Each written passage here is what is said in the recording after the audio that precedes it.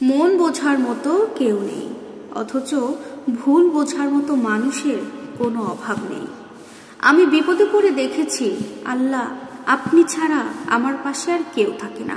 অল্প বয়সে যে ছেলেগুলো পরিবারের দায়িত্ব তার নিজের কাঁধে তুলে নেয়, সে বোঝে এই দুনিয়ার বাস্তবতা কি জিনিস। মা ছাড়া মামার বাড়িতে যেমন মূল্য নেই, ঠিক তেমন স্বামী ছাড়া শ্বশুর বাড়িতে কোনো মূল্য নেই। কথাটা তিতা লাগলেও অতি সত্য একটা কথা। আমরা মানুষ কতটা আজব, তাই না?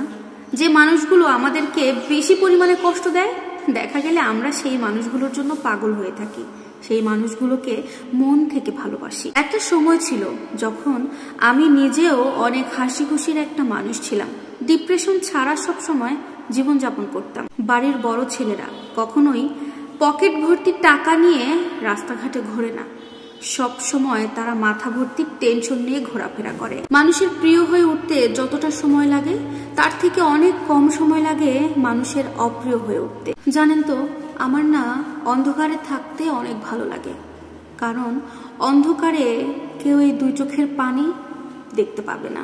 মেয়েদেরও চিন্তা হয়। কে বলেছে বেকারত্বের চিন্তা শুধু ছেলেদের হয়? সেই মেয়েকে জিজ্ঞেস করো যে মেয়েটার মাথার উপরে কোনো বড় ভাই নেই, অন্যদিকে তার বাবার বয়সটাও বাড়তে চলেছে।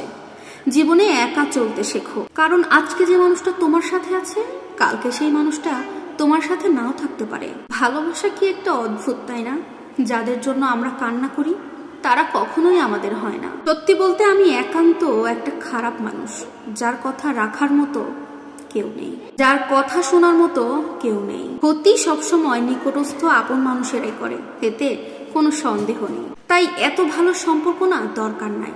ওই ধরনের আত্মীয় স্বজনের কাছ থেকে দূরে থাকাটাই অনেক ভালো। যে মানুষটা একটা সময় আমার সাথে কথা না বললে থাকতে পারতো না, আমাকে ছাড়া থাকতে পারতো না, সে আজকে আমাকে ছাড়া থাকতে শিখে গেছে। কিছু মানুষ থাকে জানেন তো, মুখ দিয়ে তারা হাসি মুখে থাকে, সবসময় হেসে চলে, কিন্তু তাদের বুকের ভেতরে পাহাড় সমান কষ্ট, ব্যথা চাপা দিয়ে রাখে, যেটা বাইরে থেকে কেউ বুঝতে পারে না। গুছিয়ে সবসময় আপনি গল্প বলতে পারবেন, কিন্তু আপনার অনুভূতি কখনো গুছিয়ে রাখতে পারবেন না, দেখাতেও পারবেন না, আর বোঝাতেও পারবেন না। অনেকেই বলে আপনজন কখনো ছেড়ে যায় না, তবে কি তুমি আপন ছিলে না?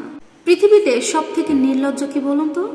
এই পৃথিবীর মধ্যে সব থেকে নির্লজ্জ হচ্ছে এই মানুষের অন্তর, এই মানুষের মন। এতটাই নির্লজ্জ, সে ফিরবে না এটা জানার পরেও তার অপেক্ষা করে বসে থাকে। হাজার হাজার হতাশার মধ্যে একটাই মনের সান্ত্বনা, আল্লাহ তাআলা যেটা করেন, সৃষ্টিকর্তা যার জন্য যেটা করেন সেটাই ভালোর জন্য করেন। এখন বর্তমানে তুমি ঠিক যে পজিশনে আছো, এটা অন্যের কাছে একটা স্বপ্ন। তাই এখন বর্তমানে তুমি যেই পজিশনে আছো সেটার জন্য সৃষ্টিকর্তার কাছে শুকরিয়া জানিয়ে কৃতজ্ঞতা প্রকাশ করো।